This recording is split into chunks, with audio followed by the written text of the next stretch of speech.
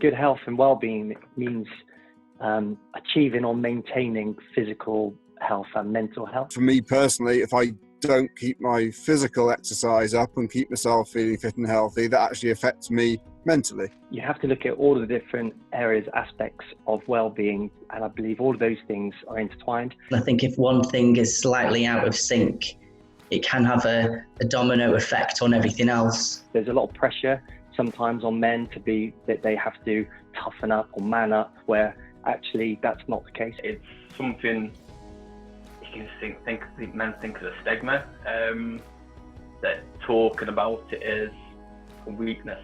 And I'm probably a classic bloke who probably doesn't talk about it too much. You always try and put on a big smile and go, oh yeah, I'm all fine, I'll just get on with it. But it's hard. I think it's really important that we keep an eye on ourselves, and we health check ourselves, and if there is a problem, then we look to address those the best way that we can. It's okay to be mentally unwell and accept it. I think the biggest thing is to actually accept it and realise that's what it is before you can do anything. I think talking about it and getting out there, it's good for you, because it gets off your mind. And sometimes you don't want someone to give you the answer. You just want someone to listen for you to say, I don't feel great today. And sometimes that in itself can make you feel better. But it's not something that men are necessarily that great at doing. I think that's why it's really, really key that we all have a voice, male, female, children, across the board. If you're able to speak about it, it improves you as a person and your well-being. I think we all have a responsibility to look after our own mental and physical well-being, but we also have that key role to play with friends, family. When you get to know someone well, you can tell if somebody's not quite themselves. I think men need to give other men more credit, to be fair, and give that friend, a male friend, an opportunity to listen. I think now in male groups, it's a lot more accepted and understood that, we can have those conversations.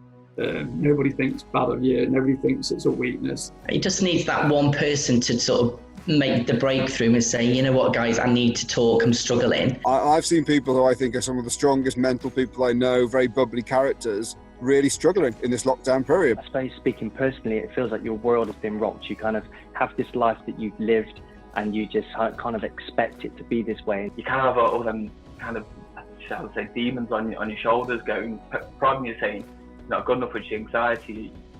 It suffers.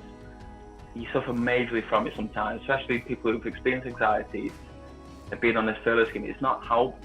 If you don't speak up, you don't address these things, then I just feel it's like almost having an invisible bucket, which I try to explain to my children. If I sometimes fly off the handle, I don't mean to, but I'm getting all these things thrown at me, and there's only so much I can take. And if I don't put measures in place to empty that bucket, then it will overflow.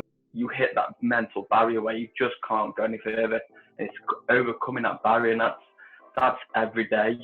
Whether you're at work, home, in the current climate of obviously COVID-19 and furlough, there's a lot of mental walls in there, and it's about overcoming. I think this current situation has made us all stop and think, what's important. How do we keep our own physical, mental well-being in good shape? It's also highlighted the fact that resilience is probably the key thing to pick from this. We've all come under these different pressures, so I'm now finding that I'm not only a manager in a business, I'm a kid's hairdresser, I'm a teacher, I'm all these things that I never expected to be, but they all have their own certain element of pressure, and that pressure can build up. The 24/7 counselling service, and that's absolutely brilliant service. I've used them time and time again. Things like mental health first aid or mental health awareness courses can really, really help. The more that we talk about these things, I'd say the more normal it becomes and the easier it becomes for people to find their avenue into it. Thankfully, with the press and other key figures in society coming out, it's just bringing that more to the forefront. I think it's being able to reach out to people rather than people thinking, oh, well, you're okay. Everyone just seems to appreciate the fact that actually going to see your friends, that sounds really silly, shouldn't be a given. And actually we should appreciate the good things in life, like just going for a walk. We can't take things for granted. We don't know what's around the corner. And actually our health, our loved ones, our mental and physical health are really important. And I believe just by seeing behaviours that people I've worked with, people in my family, we have taken a step back, but also reevaluated what's important. And what you see with people that are coming up with some ingenious ideas and being really creative at home and spending time with the children in a completely different way than they would have done, I think there's going to be some really positive things that's going to come out of this.